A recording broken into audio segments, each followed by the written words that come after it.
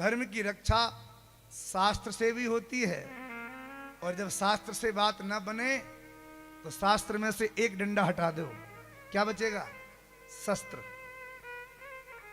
अपने धर्म की रक्षा के लिए पहले तो शास्त्र की भाषा बोलो, और यदि कोई शास्त्र की भाषा ना समझे तो फिर शस्त्र की भाषा भी बोलना आवश्यक है। यदि हम अपने धर्मों की रक्षा के लिए हम शास्त्रों को लेकर बैठे रहेंगे ना, तो भैया एक दिन ऐसा आएगा कि हमारे शास्त्र हमारे पास होंगे पर हम उनकी रक्षा नहीं कर पाएंगे। आप विचार करो, हमारे सनातन धर्म में ऐसा कौन सा देवता है जिसके हाथ में शस्त्र ना हो? बताओ। जितने भी देवी देवता हैं सबके हाथ में शस्त्र है कि नहीं? भगवान महादेव को देखो, त्रिशूल लेके बैठे रहते हैं। हमारे राम जी को देखो, धनुष लेके बैठे रहते हैं। भगवान विष्णु को देखो, चक्र लेके बैठे रहते हैं। अरे और तो और आदिशक्ति भगवती मां पराम्बा दुर्गा जी को देखो, जो मां है, जिसके लिए लोग कहते हैं मां का हृदय कभी किसी को मारने के लिए नहीं होता। मां का हृदय तो अत्यंत दया से भरा रहता है।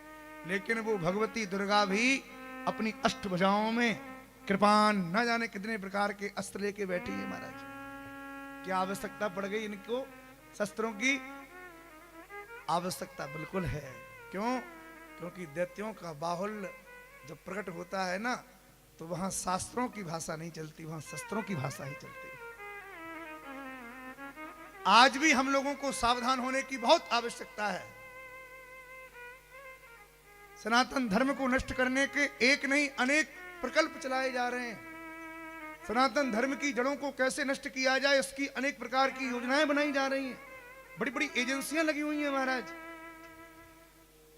हमारे धर्म को नष्ट करने के लिए बड़ी बड़ी आपदाएं, बड़े बड़े आतताई इस भारत देश की भूमि पर आए और उन्होंने अपने पूरे प्रयास किए, लेकिन ये जड़ें इतनी मजबूत हैं कि आज भी इन जड़ों का कुछ भी नहीं बिगड़ा। बड़े बड़े बाबर जैसे महाराज इस भारत देश की संस्कृति को नष्ट करने के लिए आए।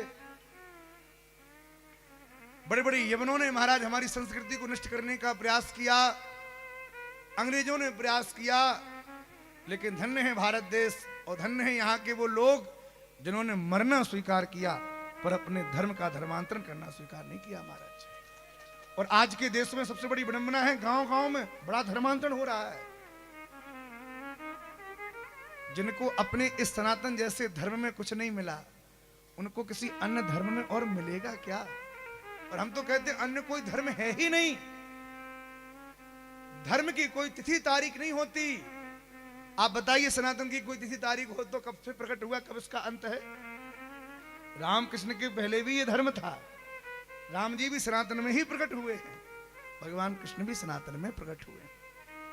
किसी धर्म की 1600 वर्ष आयु है, 1600 वर्ष पहले प्रकट हुआ, कोई 1500 वर्ष पहले प्रकट हुआ।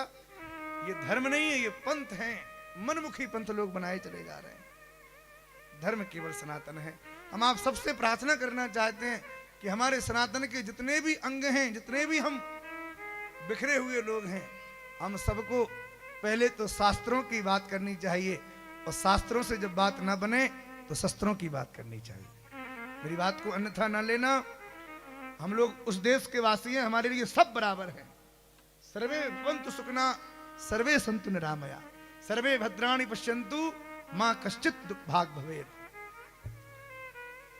वेदांत हमारा स्वाभिमान है, शिष्टता हमारी सीता है, हर रोज हमारा रामायण, हर श्वास हमारी गीता है। जब तक होती शांति हृदय में तब तक होते हम केवल भारत, और जब प्रलय युद्ध छिड़ जाता है तो हम ही हो जाते हैं महाभारत।